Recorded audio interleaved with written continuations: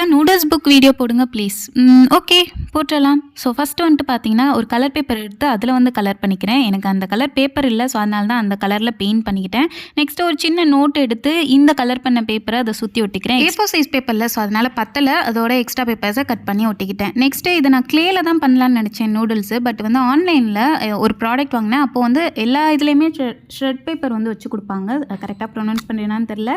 So அந்த மாதிரி இதுலேயும் வந்து கொடுத்துருந்தாங்க. அதோட கலர் பார்த்தோன்னே எனக்கு இதுதான் ட்ரை பண்ணணும்னு தோணுச்சு. ஸோ அதான் ட்ரை பண்ணிக்கிறேன். அந்த ஷ்ரெட் பேப்பரை கொஞ்சம் எடுத்து ஒரு பிளாஸ்டிக் கவருக்குள்ளே போட்டு ஒரு சைடு ஃபஸ்ட்டு சீல் பண்ணிக்கிறேன், வெளியே வராத மாதிரி.